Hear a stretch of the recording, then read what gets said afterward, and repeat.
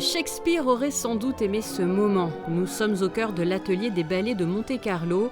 2 étoiles du ballet du théâtre du Bolchoï dansent sous le regard à la fois professionnel et bienveillant de Bernice Kopieters et Jean-Christophe Maillot, et pour cause. Tous deux incarnent Roméo et Juliette qui figurent au programme du Gala russe. Plusieurs heures de répétition où se mêlent concentration et bonne humeur. Des petits changements sont même apportés en direct par le chorégraphe de Roméo et Juliette. Je suis toujours un chorégraphe satisfait quand il y a un échange avec les danseurs et puis quand il y a une réponse surtout. Parce que finalement le chorégraphe demande toujours, mais il attend qu'on le surprenne aussi. Et là, en l'occurrence, avec Artyom et Olga, la surprise est grande. C'est ce qui rend, je crois, un peu mon travail spécifique, c'est-à-dire qu'évidemment que la chorégraphie en ce sens m'intéresse, mais elle est toujours pour moi porteuse d'un sens. Et ce que j'aime faire avec eux, et ce qu'eux aiment découvrir aussi, c'est ça, c'est cette espèce de concentration permanente sur chaque mouvement, sur chaque intention. Un peu quand on a une conversation, là, c'est très difficile de parler sérieusement de quelque chose si on pense à autre chose.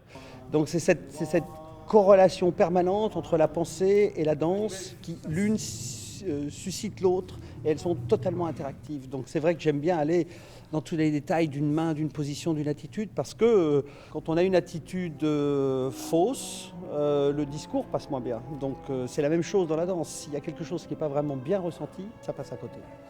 Plus de 100 ans après les ballets russes de Serge Diaghilev à Monaco, la danse est donc à l'honneur lors de ces 2 jours de gala dédiés aux étoiles des ballets russes. Ces 2 danseurs connaissent bien Jean-Christophe Maillot pour avoir travaillé avec lui au Bolchoï dans le cadre du ballet de la Mégère apprivoisée. Vous savez, c'est une chance de travailler comme cela avec le chorégraphe. S'il y a des incompréhensions, des mouvements sur lesquels on a des doutes, si l'on ne parvient pas à avancer, on peut l'interroger directement. Nous savourons notre chance.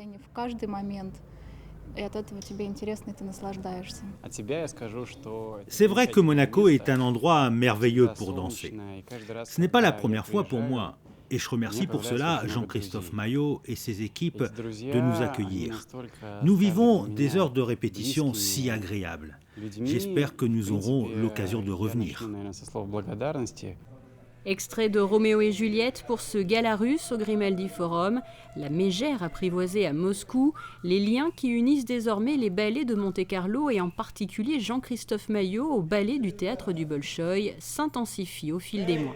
Je crois que ça confirme cette relation assez privilégiée que j'ai engagée avec ces danseurs russes, que j'ai découvert à l'occasion de cette création au Bolchoï, qui fait qu'aujourd'hui, quand il y a des belles relations comme ça, il ne faut pas les laisser tomber. C'est une belle histoire qui est née, qui se poursuit. Oui. Est-ce que d'autres projets sont à venir avec des danseurs du Bolchoï ? Oui, il y a d'autres projets. Il y a un projet d'ailleurs, une création au Bolchoï 2017-2018 qui est en train de se dessiner. Et puis je crois qu'il faut laisser les choses se faire naturellement.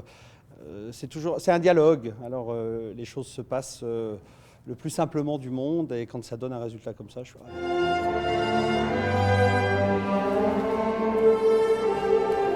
Restons d'ailleurs dans le registre international pour finir, puisque l'agenda des ballets de Monte-Carlo pour les mois à venir sera marqué par de nombreux rendez-vous à l'étranger, comme en Suisse, en Allemagne, aux États-Unis, après bien sûr Cuba, du 30 octobre au 1er novembre.